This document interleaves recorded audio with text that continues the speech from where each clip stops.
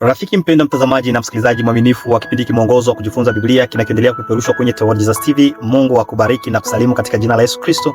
Huku nikikwambia ongera kwa kuwa uko unakomaa katika uhusiano wako pamoja na Mungu. Hivi somo ambalo tumelimaliza kwenye juma ambayo imepita lilikuwa likizungumzia kuhusu umuhimu wa Biblia katika uhusiano wetu pamoja na Mungu. Kwa hivi sasa leo somo ambalo linafuata, leo la 5, linazungumzia kuhusu jinsi ya kujifunza Biblia. Kwenye juma hii tutajifunza jinsi ya kujifunza Biblia. Mpendwa mtazamaji na msikilizaji, fungu la ukariri ni kwenye kitabu cha Nabii Isaya, sura yake ni ya 55 mstari wa 11. Neno la Mungu linasema, ndivyo litakavyokuwa neno langu litokalo katika kinywa changu, halitarudi bure, bali litatimiza mapenzi yangu, nalo litafanikiwa katika mambo yale niliyolituma. Hili ndilo neno la Mungu. Basi kaa vizuri tunapoendelea kutoa kifupi cha somo hili, utangulizi wa somo la 5.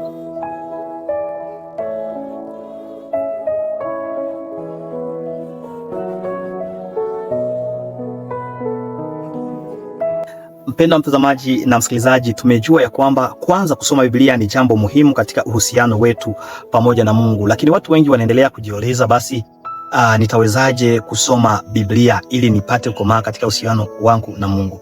Nakumbuka siku mara yangu ya kwanza kuwa na Biblia ambayo nilimiliki kuwa ya kwangu pekee, tulikuwa sijui na umri wa miaka 13 hivi, na kila mara tulikuwa tukienda kwenye mikutano, tulikuwa tunasoma sura kwa sura, sura kwa sura. Kwa wiki mbili tulikuwa tumemaliza kitabu cha Kutoka hadi hata kufikia Yoshua. Tulikuwa na juhudi ya kusoma Biblia, lakini mikutano ilipokuwa ikimalizika, makambi, tukirudi nyumbani tena tulikuwa tunasahau, na shida ama changamoto za nyumbani zilikuwa zikifanya tena tuache huo utaratibu. Sijui pia unapofikiria siku yako ya kwanza kumiliki Biblia yako, sijui ilikuwa ni simu ya mkononi ambayo ilikuwa na application ya Biblia ama ilikuwa pengine ni Biblia halisi, ulijihisi namna gani? Mara nyingi tunapokuwa na Biblia tunatoa ahadi ya kusema, basi sitakuwa nikikosewa na Biblia, nitakuwa nikisoma sura kwa sura, baada ya sura, siku baada ya siku.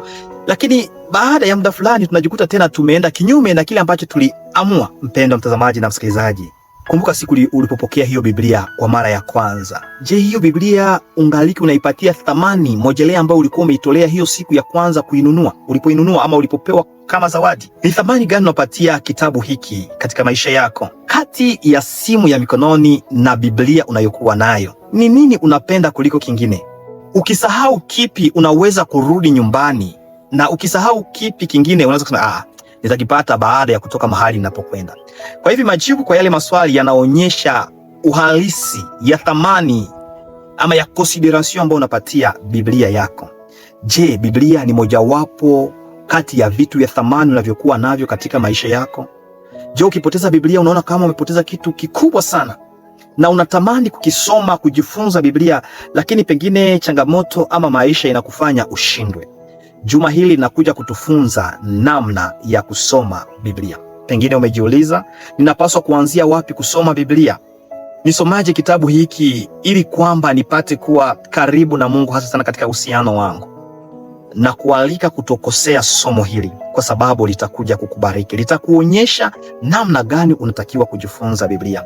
Kwanza litazungumzia kuhusu muda. Ni katika muda gani unapaswa kutoa kwa ajili ya kujifunza Biblia? La pili ni katika mazingira gani ya mahali, ni wapi unatakiwa kusoma Biblia, ama unatakiwa kusoma Biblia ukiwa wapi? Utajifunza pia kujifunza Biblia kwa kina. Kuna wale ambao wanasoma Biblia juu juu, utajifunza kusoma kwa kina na namna gani natuletea baraka maradufu, na ni kitamu sana kabisa. Baadaye utakuja kwenye kujifunza zaidi. Mpendwa, je, ni kusudi lako kujiunga pamoja nasi katika kusoma Biblia? Hongera kwa Dan Charmant, ndugu Josias Luhavo na wengine wote ambao tulikuwa tunasoma nao Biblia katika grupu yetu ya Theologies TV.